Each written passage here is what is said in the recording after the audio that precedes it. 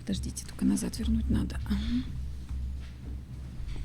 Можно я возьму себе? Да, конечно.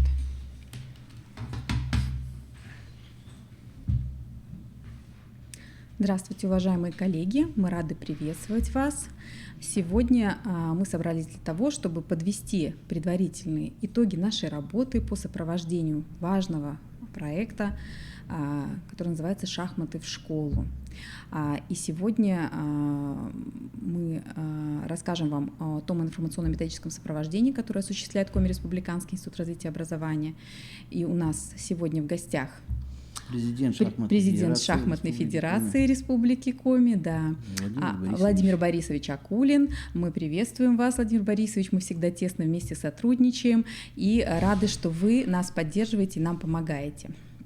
Но сначала о том, что же делает Коми Республиканский институт развития образования для того, чтобы этот проект у нас пошел в школы, чтобы он не задержался, для того, чтобы помочь тем педагогам, которые, по сути, являются у нас, будем так говорить, инициаторами иногда, да, иногда подвижниками этого проекта, поэтому давайте о них. Итак, сегодня в сопровождении проекта «Шахматы в школу» мы реализуем по ряду направлений. Во-первых, мы информируем наших участников через такие средства, как СМИ, через сайт нашего Института развития образования. Мы проводим обучающие методические семинары и вебинары, проводим повышение квалификации педагогических работников. Это одно из основных направлений, которые мы осуществляем. Проводим мониторинг реализации проекта, также выявляем и транслируем лучшие практики и целый ряд других мероприятий, которые вы, наверное, отслеживаете на нашем сайте. Мы часто информируем о них, и вся информация у нас представлена. Заходите на официальный сайт, посмотрите, кто еще не знаком. На сегодняшний день одно из важных направлений, которые мы реализуем, это реализация дополнительной профессиональной программы повышения квалификации. На сегодняшний день она реализуется в объеме 18 часов. Это адресная-методическая поддержка школ в достижении предметных результатов по учебным предметам. Она разработана на основе результатов государственной итоговой аттестации по учебным предметам за 9 и 11 класс в Республике Коми. И в этой программе анализируются типичные затруднения выпускников и методика их профилактики. Также осуществляется тренинг сложных заданий, в том числе в рамках этого курса методика преподавания курса «Шахматы в школу». Что включает в себя эта дополнительная профессиональная программа? Она помогает выявить те профессиональные дефициты, которые есть, и построить свою работу так, чтобы они были устранены. Мы можем выстроить вам индивидуальный образовательный маршрут, то есть вы можете сами выбирать те модули, которые вам необходимы. То есть модульный принцип позволяет вам выбирать программу от 18 до 108 часов. Причем у нас очный модуль ориентирован именно на практическую работу. И очень часто наши коллеги, и в частности Владимир Борисович, проводят эти практические занятия. Кроме того, у нас проходят такие формы работы, как стажировки, мастер-классы, практические занятия. Ну, вы сами понимаете, что без практики игры в шахматы, да, невозможно выстроить свою работу. И, естественно, вся наша программа, она соответствует современным требованиям в области образования как взрослых, так и детей. Итак, давайте посмотрим, какие у нас есть модули. Да, очные модули от 18 часов – это шахматы в школе, основные нормативные документы, практика игры и разработка рабочей программы учебного курса «Шахматы». Да, она реализуется в дистанционном формате, и это очень важный аспект, потому что педагогам, которые реализуют эту программу, все-таки выстраивание рабочей программы, ее наполнение, ее моделирование – это тоже один из важных этапов в работе при реализации курса «Шахматы в школу». Таким образом, мы приглашаем всех, кто до сих пор еще не включился в эту работу, подключаться к нам. Мы окажем помощь информационную, методическую и, по возможности, та, которая вам необходима. Контакты указаны. Обращайтесь на кафедру общего образования. Татьяна Дмитриевна Поликарпова является заведующей кафедрой. Она отвечает у нас за реализацию данной программы, и она вам подскажет и поможет, как вам выстроить свой индивидуальный образовательный маршрут. А сейчас я передаю слово нашему уважаемому Владимиру Борисовичу, который вам расскажет о тех успехах, о тех достижениях, которых мы достигли за прошедшие полгода, да, за первое учебное полугодие, и о тех проблемах, с которыми мы сталкиваемся, и возможных путях их решения. Пожалуйста. Ну, я могу сказать одно, что у нас на сегодняшний день выстраиваются неплохие взаимоотношения с вами. Вот, у нас проведены 2 курса. Вот. Очень активно, я помню, люди приезжали из Ухты, с районов сельских. Вот. При этом, при всем, значит, очень позитивно настроенные были люди. Насколько их, может быть, директора школ обеспечили инвентарем соответствующей литературы, это еще непонятно. Вот. Мы, к сожалению, не поддерживаем пока с ними связи никакой. Вот. В основном педагоги, которые прошли эти курсы, они остались внутри этой школы своей и стараются все-таки не выходить на уровень состязательный, что ли бы я сказал. Почему? Потому что на самом деле педагоги очень стеснительные, видимо, в этом плане. Опыта не имеют, но я всех ориентировал на то, что необходимо принимать участие с теми детьми, которые у них занимаются. В этом большая необходимость как и с непосредственного педагога, так и детей. Дети будут более заинтересованы в участии в соревнованиях, вот, и это будет их каким-то образом стимулировать. Вот. Другой вопрос, что сами педагоги стесняются, может быть, участия, тем не понимая того, что дети уже практически сами участвуют в соревновании, да, и нет такой, ну, на самом деле педагог не стоит за шахматной доской, вот, он где-то за ней, даже не в помещении, где дети играют. И, может быть, в этом есть какой-то и плюс. Вот. При этом дети проявляют самостоятельность, вот, получают тот опыт шахматной игры, который бесценен для них. Вот. И мне кажется, что те педагоги, которые отучились на этих курсах, ни разу не выставляли своих детей на соревнованиях. Это показатель того, что минимальная активность самих педагогов. Не знаю, с чем это связано, но все-таки активность, она всегда положительно влияет на развитие, на общение и на все остальное. Вот. Если мы берем во внимание развитие шахмат в целом по республике Коми, да, я не беру, скажем, непосредственно школы, вот, тренерских педагогов, которые вот отучились. У нас есть их достижения, но они минимальные, небольшие, вот, но они у нас есть.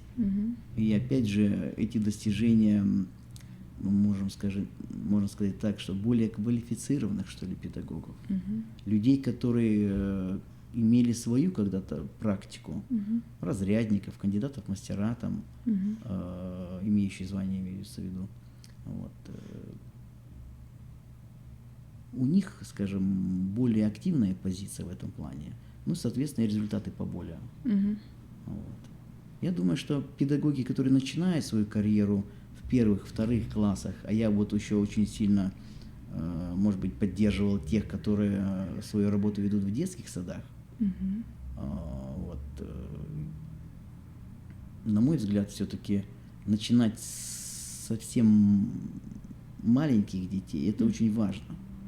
Вот они настолько интересны, сами дети этого возраста, 4, 5, 6 лет. Ну, могу сказать, что не все педагоги имеют возможность с ними работать. Вот. Ну, всему люди учатся, так что я думаю, что эту категорию вот мы с вами, кстати, не охватили детские сады. И мое предложение к вашему учреждению, чтобы, может быть, налаживать взаимосвязь именно с детскими садами, с руководителями детских садов. Владимир Борисович, у нас очень тесная взаимосвязь с руководителями детских садов, с ними у нас работает в том числе и кафедра дошкольного образования, поэтому я думаю, что мы, наверное, обратимся к нашим руководителям с таким предложением, чтобы мы могли бы для них оказать методическую, информационную помощь по внедрению этого проекта. Это уже деньги. Мы говорим уже о деньгах, о которых у нас нет. Ну, возможно, будут руководители, которые будут энтузиастами, да, и захотят, может быть, на основаниях, например, вести хотя бы как кружки, например, да, в детских садах, чтобы... Кому платить? Кто будет оплачивать, да? Возникают да, часы и всякие да, понятно, но у нас есть в дошкольных учреждениях платные услуги, их реализуют дошкольные учреждения, в этом нет ничего страшного. Нужно выявить вообще потребность, то есть провести, возможно, анкетирование среди родителей. Возможно, родители хотели бы и готовы бы были платить, да? Вот в этом вопрос. А вот уже подготовка педагогов, я думаю, что это уже наша забота, да? Совершенно верно. Совершенно верно. Поэтому если мы принимаем ваше предложение, я думаю, такой мониторинг мы проведем по потребностям по дошкольным учреждениям. Я думаю, мы выведем это уже, наверное, на осень, на сентябрь, скорее всего, да, потому что сейчас летний период, у нас... Как и у всех отпуска. Как и у всех отпуск, да, детки все выезжают на моря северные, поэтому сейчас такую потребность определить будет трудно, а вот я думаю, в сентябре мы эту работу, скорее всего, попробуем запустить. Совместно с детскими садами. Да, совместно с детскими садами, совместно с Коми-республиканским институтом развития и, конечно, с вами. Ну, мы поддерживаем инициативу. Хорошо. Так. Ну, давайте тогда мы с вами сейчас несколько резюмируем. Я, насколько понимаю, у нас проблема в том, что наши педагоги не совсем инициативны и активны, да, и не выводят наших детей на соревновательный уровень. Я бы мог бы предложить, например, вот учреждению вашему провести, может быть, однодневный, там, может быть, по скайпу там, или еще как-то. Ну, у нас есть возможности, с директорами учреждений, школ образовательных и детских садов. Это в первую очередь. А потом уже делать анализ. И как и по школам, так и по детским садам. Они, может быть, будут более заинтересованы. Может быть, сначала подключить директоров учреждений Республики Коми, а потом уже им, ну, может быть, как-то их сначала направить. То есть показать им возможности, да, какие открываются при... Да. Хорошо. Да. Может быть, подумаем. показать какую-то практику, ту, которая уже в России есть. Вот, допустим, в этом плане очень хорошо идет Псковская область, северо-западный регион. То есть есть опыт у регионов. Да, конечно. Там и тот же самый Архангельск. У них проходит даже чемпионаты среди детских садов. Здорово. Чемпионат города среди детских садов.